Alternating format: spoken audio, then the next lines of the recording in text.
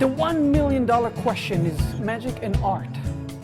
Is magic, and of course magic's an art. Next question. I'm not sure that's the right inquiry. And I'm going to say no. It's all mirrors. It's all mirrors. Of course, magic is hard because the magic play with a lot of concept of the art. The magic play with colors, play with music, play with dance, play with a lot of art in only one art. The magic, of course, is art. It's almost like defining what love is. It's like so difficult to explain. I don't think there's one answer to it. I think it could be art, absolutely. I think every form that you can use to express yourself, if it's used right, is art. I mean, there are painters who paint and they're not artists, and there are people who sculpt and they're not artists. And the same applies to magic. Magic could be art, yes, I believe that. It should be. It is to me. It is to most of my friends, you know. At least I treat it that way. Whether the public perceives it as art or not is up to them. But you know, if you're serious about it and you approach it, you know, take it as art, then yeah. Oh, it's absolutely an art, and a creative art. And you know, there's that old joke about it being the second oldest profession in the world, and I think it's probably a true story. When you ask, is magic an art? Again, I have to say, are we talking inherently an art? Because if you are, no. It is a collection of techniques and practices and processes and things that we do. It becomes an art when we do something for somebody, and instead of going, wow, that's neat, they sit there and they say, oh my God. And then you realize that something's happened in their mind or with their emotions, that they feel different now than they did 30 seconds before. Then you've reached something of an artistic level. Once you say, yes, it can be an art, then you have to acknowledge the existence of, I think, good art versus bad art, okay? And then where's the distinction, you know? I think whether it's an art or not depends on your intent. And I'm by no means a scholar of art, you know, either philosophically or in practice, but it seems to me art is something that someone who thinks they are an artist does. And so if you think you're an artist, then you are going to believe you're producing art. And if you don't, you don't. And that's, I think, the useful distinction between our birthday party magicians and our higher end, you know, convention contest winners. When you look at it honestly, I think most magic isn't an art. At best, it's pornography. And I think the worst are the people that call themselves artists and insist on telling me that what they do is an art. Because if you have to tell me that what you're doing is an art and that you're an artist, it probably isn't, and you probably aren't. I believe magic is a craft. However, some magicians are artists. Craft to me is something that's done at with a level of knowledge and skill, but that's not done as something of self-expression, right? And it transforms into art when it's used to express something about the artist, the practitioner's inner life or point of view or ideas, or something about his view of the world and his place in the world. And when magic is used to express something personal about the person doing magic, then it takes on all of the implications of art. And when you just do tricks for your friends at a party, it's probably not art. Doesn't mean it isn't fun, doesn't mean it isn't good, but that, to me, there's a distinction between art, expressiveness, and craft, which is doing something well. And then, you know, hobbyists in magic who just do magic, sometimes not even well, but for their own fun, that's probably not an art. Most magicians are not artists. They're hobbyists or professionals. However, some magicians, regardless of whether they're hobbyists or professionals, raise magic and the performance of magic and the creation of magic to an artistic level. I guess it depends really on your definition of what art is.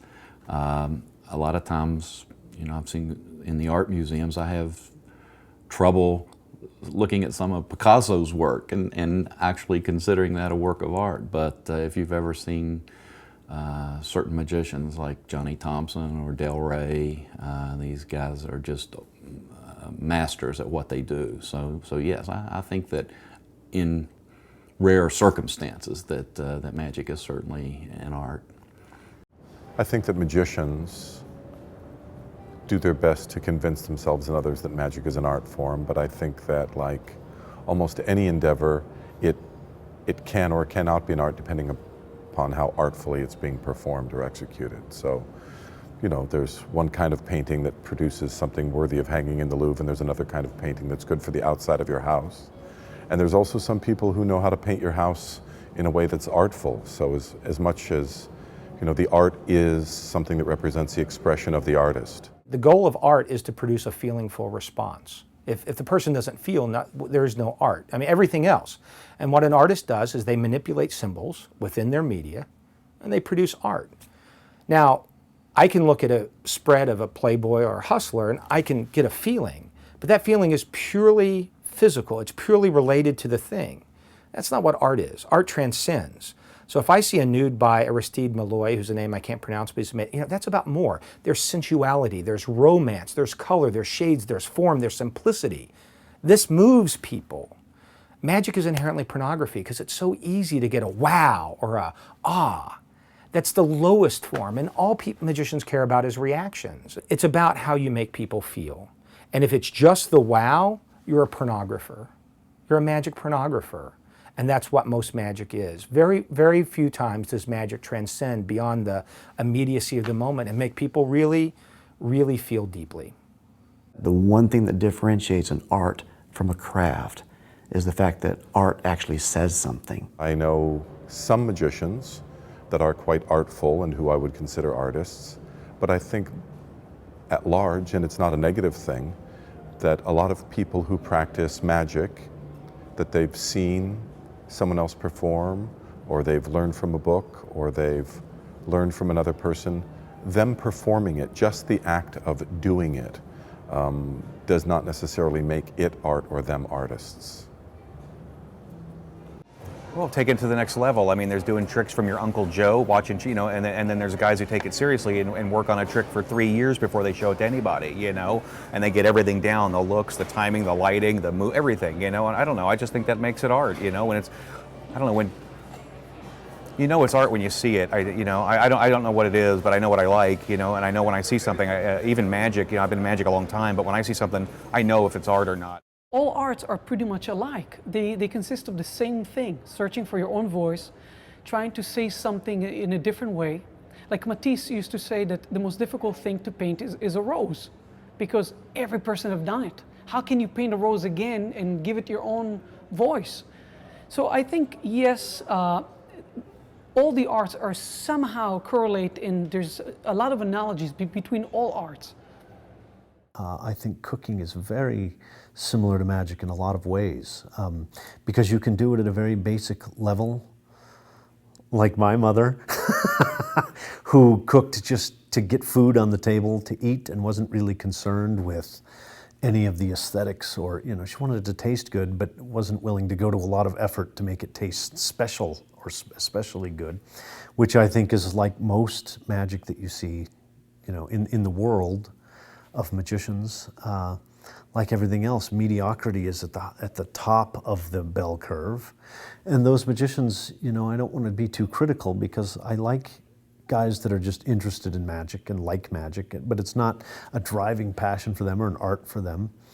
And I can liken that to people who cook just to put food on the table. And, you know, it's good, it's fine, but they're never going to be anything more than that. One of the things that's interesting about magic is it encompasses all of the things that we think about in other performance arts individually. So the magician is the director and the choreographer and the writer and wearing all of the hats.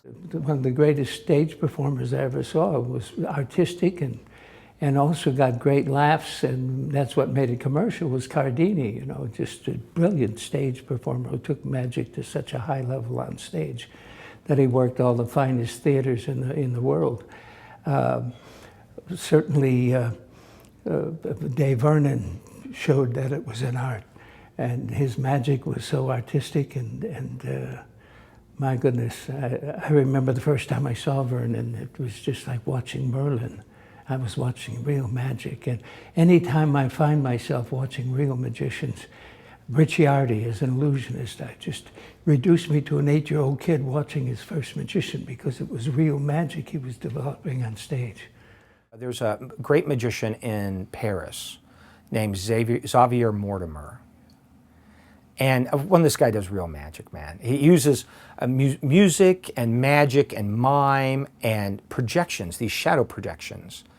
And there are moments when actually nothing happens, but it produces a profound feeling of magic in the people. Ricky Jay show, you leave and you feel scholarship. You feel the dynamism of someone who has worked and studied all of their life. You feel history. You feel that you participated in a moment of history.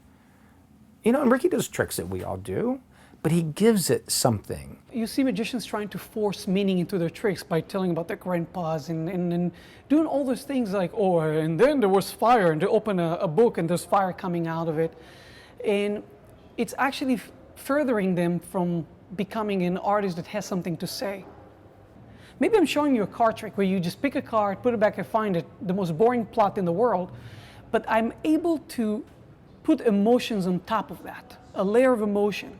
It's by pacing it, the way I talk, the way I deliver it, and I think that could be done, for sure. I also think filmmaking is another thing that has very, not only direct lineage with magic, but really the approach of filmmakers in the way they tell stories and the way they think about visual imagery. I think that's a very, very close analogy to magic. Definitely, I think it's the granddaddy of all arts. This is where a lot of the things that we consider art, like drawing and such, almost stem from. You know, when you have the ancient shamans drawing in caves, trying to depict the end of the world, well, it's magic. At one time, we held a lot of power until they caught a guy switching bricks at the last second, a gold one for a real one, you know.